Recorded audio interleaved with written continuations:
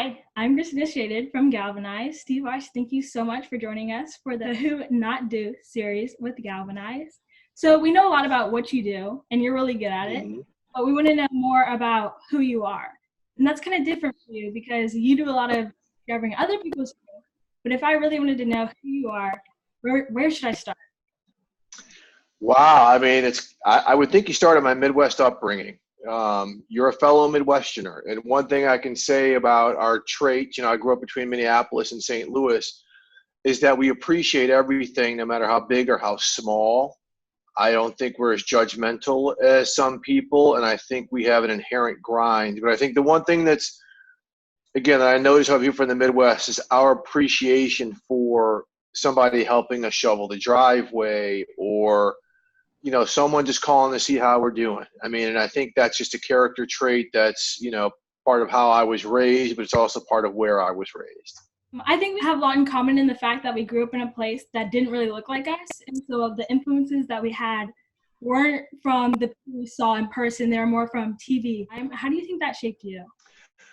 That's a great question, because TV now is a lot different and a lot more inclusive than it was when I was coming up. I've always been a news junkie. My father worked for NBC in St. Louis in the sales department. I've always was around.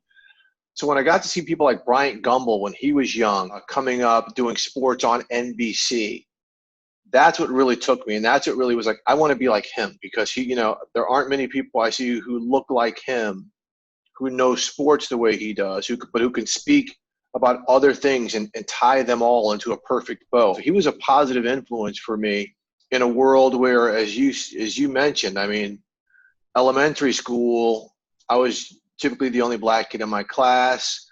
High school, maybe 4 or 5 of us. My first years of college at University of Missouri, the same way, and then I transferred to Howard University, which was a complete identity game changer for me. But again, when I was young, the shaping of the media and how black people were portrayed, it was different, but fortunately I had a role model that I could look up to, like a Bryant Gumbel. Then you mentioned Howard University. How was that transition going from a PWI to an HBCU? It was significant, because at Missouri, I went there to play football, and usually with athletics, especially back then, because the student body was about 25,000, the non-white population at Mizzou was less than 1,000. And so at that university, the majority of the social life for the students was the Greek life, fraternities and sororities. Well, for the people of color, we really didn't have much. So it was really socially, it was limited. And then when you go to Howard, and within 3 days, I really felt at home. I was really scared that I was this suburban kid who hadn't grown up around a lot of black people, but I stick out like a sore thumb. I got there and found out that half the student body, if not more, grew up in circumstances just like I did. And then being in D.C., you could leave the campus and go do a million things. And so, D.C. back then was called Chocolate City. Felt comfortable at all times. It was a new world for me. It was also the murder capital of the United States at the time. So it really taught me about awareness and street smarts and things like that. But just the whole experience really made me a man. It took me from kind of being a kid in the Midwest to showing me the real world in a world-sized, world-class city. The stories that we see on TV are almost too personal at this point, but you're able to have these conversations. How do you build that trust with so many people to be able to have these uncomfortable conversations that aren't easy, but it's necessary? Well, I mean, I think that's where I've been able to kind of live on both sides of the aisle. I'm disarming in my approach. When I question people and speak to people, it's typically in this tone, this conversation that we're having. So typically people feel comfortable with me, I see, because I'm not attacking. I don't have that type of approach when I do my job. But then, within seconds, people can understand, okay, he knows where I'm coming from, kind of whatever it is. Again, because I grew up with mainly white people, and my adult life has been around mainly people of color, and being able to mesh circumstances and being informed. And I think knowing your stuff and speaking to people and speaking with empathy, but yet speaking with high IQ and intelligence, allows people to feel comfortable, like they're not ever going to be set up in a way where they're going to be made to look bad, because listening is the key. If I go into an interview or a conversation with a list of questions or topics, rarely do we make it through, because I listen and then we take the train down a different track, and it could lead to a different type of conversation, which is what either my subject wants to talk about or is maybe more relevant. And I think that's why we can have hard conversations that make sense, that make people think about things that they've never thought about before. That makes me think about things I've never thought about before. And that's expanding the mind and expanding kind of the parameters. And we want to push those margins so we can come to, a greater good in everything that we do. I think we saw that a lot in your story with Colin Kaepernick. We know that you're a big advocate for Black Lives Matters and you support a lot of Black athletes.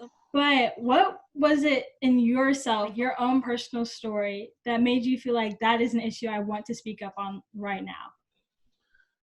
Well, it's relevant. In 2016, when I first interviewed Cap, when he didn't stand for the national anthem, that was a summer much like we're having right now. I mean, we saw Philando Castile get murdered on camera. We saw so many other unarmed Black people get murdered on camera. So it was timely. It was relevant. I have sons that age. There's nobody that could look at the tape of Eric Garner getting choked out and think that that was okay. Like, let's just ignore that. No, let's have that conversation. And it just kept happening over and over. And Colin Kaepernick grew up much like, I did, around mainly white people. I have a platform to give a voice to people that don't necessarily have a platform to speak. I do have a certain type of gravitas where if I say something, people will listen, because I think there's respect between me and viewers and readers and whomever.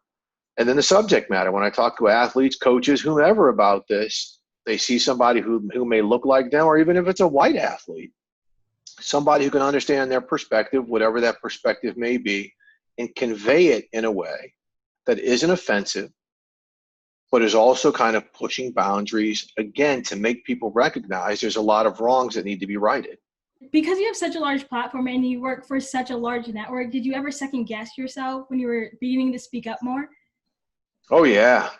I mean, look, I think all of us, and even Colin Kaepernick, you got bills to pay, you have mouths to feed. Do you want to say something that could possibly get you in trouble, get you fired, get you blackballed from other networks? I mean, there's always that guarded caution. Plus, the first three letters of my network are NFL. These are also the same people that sign my paychecks. And so how hard can I tread?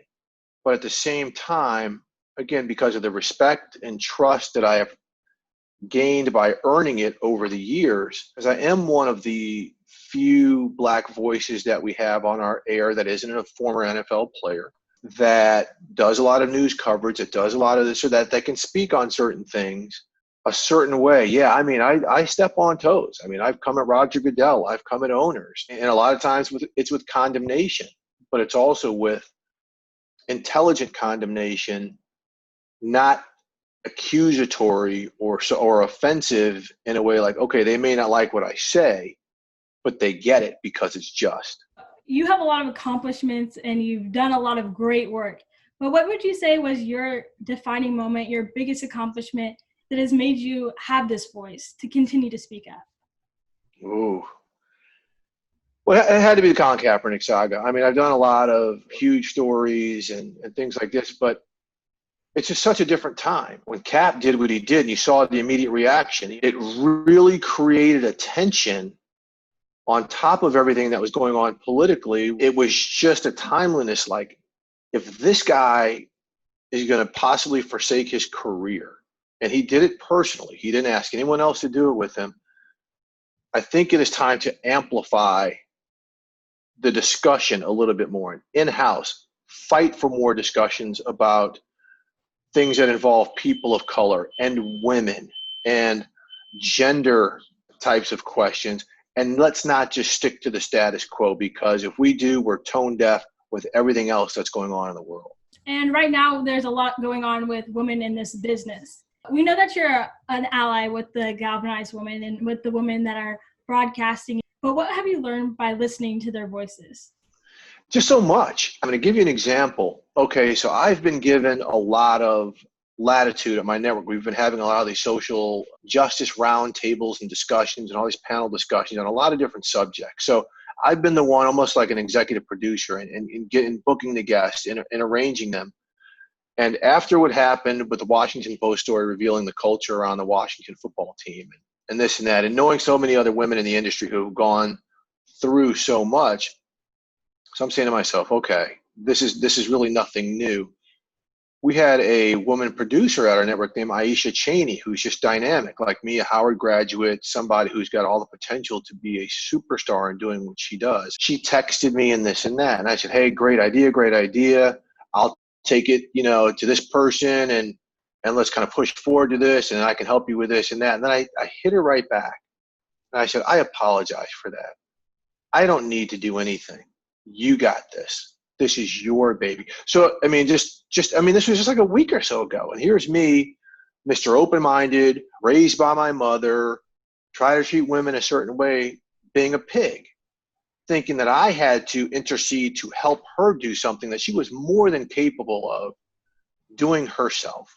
And she did it herself. She organized several of these all-women panels that were dynamic and powerful. But that was a moment where I was like, gee, as much as I think I'm an ally, that was a pretty just chauvinistic thing for me to do, to automatically assume that she needed my help to have her voice heard.